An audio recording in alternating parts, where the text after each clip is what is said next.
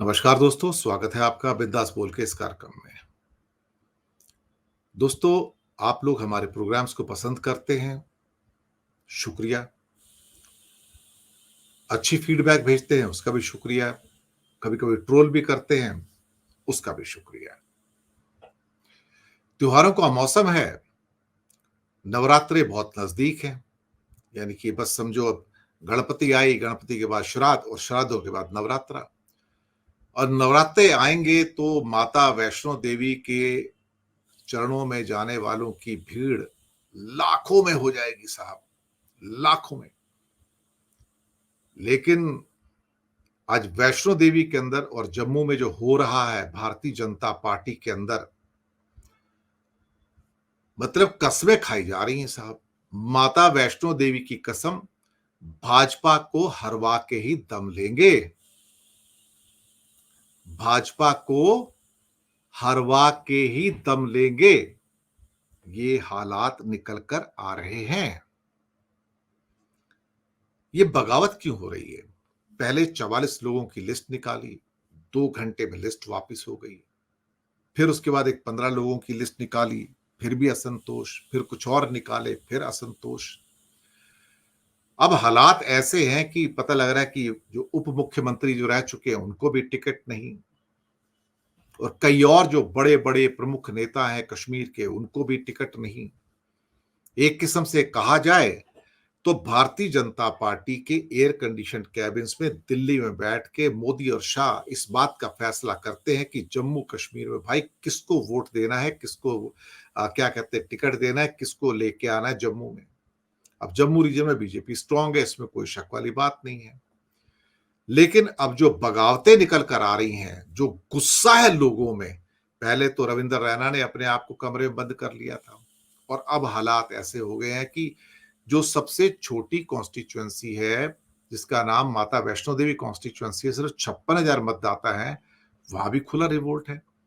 हालात ऐसे हो गए हैं कि सारे के सारे भारतीय जनता पार्टी के बड़े नेता जम्मू से भाग-भाग के अलग-अलग क्षेत्रों में जा रहे हैं, मनाने की कोशिश कर रहे हैं, भाई ये आप क्या कर रहे हो? ऐसा मत करो आप। लेकिन वहां पर तो लोगों ने कस्में खा ली हैं वैष्णो देवी कॉन्स्टिट्यूएंसी में कि मां वैष्णो देवी की कसम वोट नहीं देंगे। ना सिर्फ वोट नहीं देंगे, बल्कि ये दिखा देंगे कि भारतीय जनता पार्टी चुनाव कैसे हारेगी यहां पर। अब इससे तो काटो तो खून नहीं, भारतीय जनता पार्टी की हालत खराब है। तो तलवारें खिंची हुई हैं, आमने सामने खड़े हैं भाई लोग।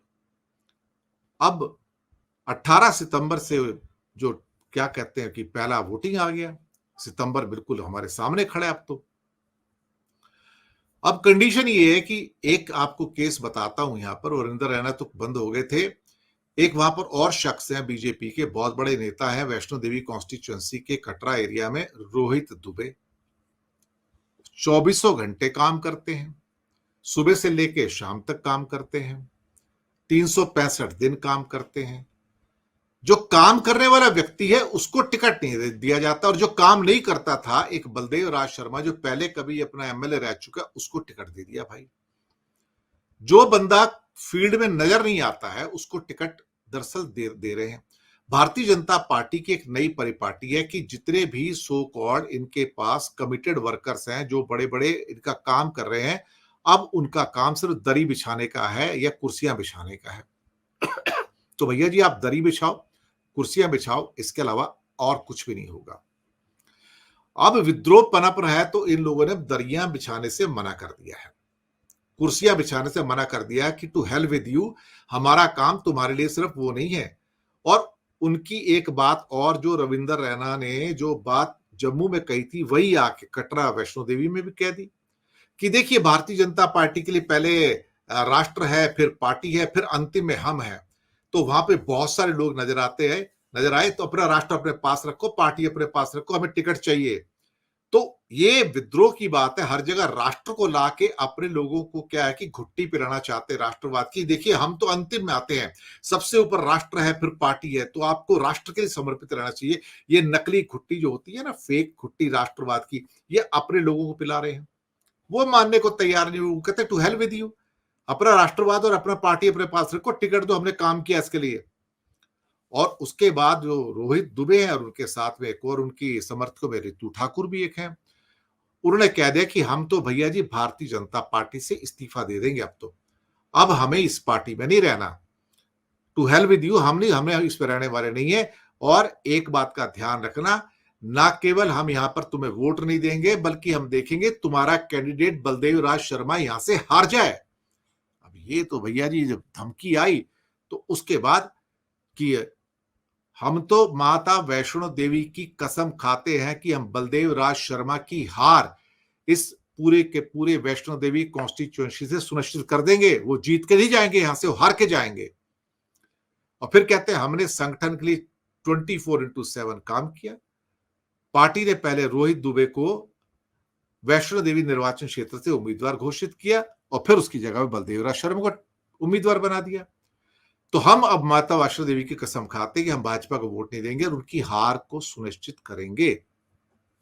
अब रविंद्र रैना भाग भाग के आते, बाकी बीजेपी के बड़े लीडर आते, भाई आप क्या कर रहे हो, आप ऐसा मत करो, भाजपा एक ऐसा परिवार है, हमारे जो राष्ट्रपति है तक अपने राष्ट्र अपने पास रखो, पार्टी वार्टी अपने पास रखो, टिकट की बात करो।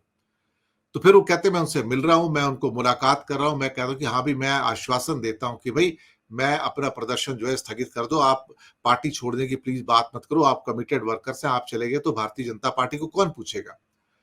तो रोहित दुबे ने कहा कि पार्टी के फैसले से हर कोई निराश है, आप ये नहीं भूलें कि आप जो कुछ भी हैं वो हमारी बदौलत है, यहां पर हमने यहां पर काम किया दिन रात, तो आप ये ना समझे कि हमारे बिना आप मजबूत हैं। अब उनको फिर जम्मू बुलाया गया, उनको लगता है आश्वासन दिया गया होगा भैया तुमको कोई टिकट देंगे, कुछ करेंगे, विधान परिषद का सदस्य बनाएंगे या कोई चेयरमैन बनाएंगे, कुछ ना कुछ तो कहा होगा अल्टीमेटली। अब पता नहीं क्या बातचीत होगी उसके अंदर। अब सवाल ही पैदा होता है कि सबसे छोटी कॉन्स्टिट्यूएंसी भी जिसमें 56,000 मतदाता है, उसमें से सबसे छोटे विधानसभा क्षेत्रों में एक माना जाता है, तो वहां भी ये सारे के सारे विद्रोह निकल के आ रहे हैं। और बाकी जो उससे पहले भी कुछ विद्रोह निकल कर आए थे, जिसमें ओमी खजूरिया नाम के जो बहुत कट्टर भारतीय जनता पार्टी के दशकों से उनके साथ में थे, उनको भी टिकट नहीं दिया, उनका भी टिकट काट दिया। तो मोदी और शाह बैठ के क्या कर रहे हैं कि ऊपर बैठ के जो कमिटेड वर्कर्स हैं, जो दशकों से काम कर रहे हैं, उनके टिकट काट रहे हैं। अब 10 साल से तो चुनाव ही नहीं थे ना यहाँ पे, तो टिकट कहां से मिलेंगे। अब चुनाव का टाइम आया तो पता लग रहा है इनको बाहर निकाल दिया, जो पैराशूट से आए हैं, और नाम वर्ड तो यही यूज किए ना कि जो पैराशूट से आए हुए लोग हैं उनको टिकट मिल रहे हैं भाई साहब, जो अटैची भर के, अटैची ये भी टर्म हुई है, अटैची भर के जो आ रहे हैं उनको टिकट मिल रहे हैं। तो ये सारी की सारी चीजें जो है ये हो चुका है। बल्कि अब तो यहां तक कहा जा रहा है कि हो सकता है कि वो वैष्णो देवी विधानसभा क्षेत्र से निर्दलीय के रूप में भी चुनाव लड़ सकते हैं। और मकसद क्या है, मकसद ये कि भारतीय जनता पार्टी को कश्मीर की कई कॉन्स्टिट्यूएंसी में पूरी तरह से हरवाना वहां पर।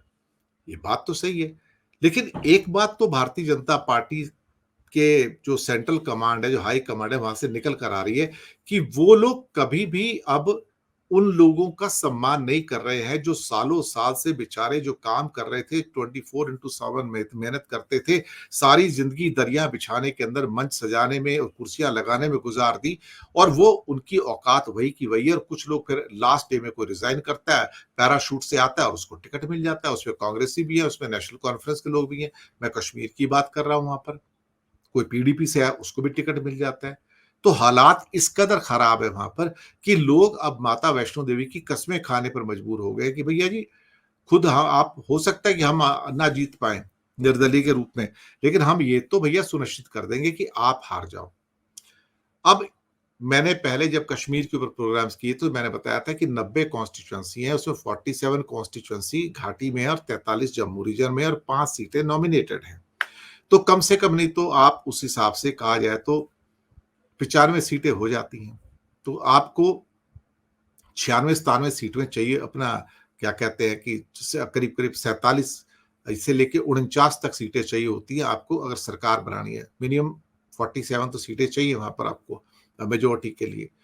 अब आप सीटें लाएंगे कहां से, आप कहां से लेके आओगे, क्योंकि इनकी तो सीटें मेरे हिसाब से भारतीय जनता पार्टी तो 20 सीटों के ऊपर भी जीतती नहीं लग रही है। इवन लोकसभा के चुनाव में जो टोटल उनकी असेंबली सेगमेंट में विक्ट्रीज थी, वो भी ले दे के सिर्फ क्या कहते हैं 29 सीट्स पर थी 90 सीटों में, और 36 सीट पे नेशनल कॉन्फ्रेंस जीती थी, 7 सीट पे कांग्रेस जीती थी, बल्कि कांग्रेस तो जम्मू रीजन में 2 हिंदू बहुल सीटों पर भी जीत गई थी। ये मानने वाली बात है वहां पर। अब देखते हैं क्या होता है, लेकिन जो हालात है वो काफी विकट है इस टाइम जम्मू कश्मीर में, और बगावत खुले आम आपको देखने में मिल रही है। और झारखंड के अंदर मरांडी की जो बगावत है वो भी देखने को मिल रही है। तो भारतीय जनता पार्टी अंदर एक ज्वालामुखी की तरह उबल रहा है। शुक्रिया आपका।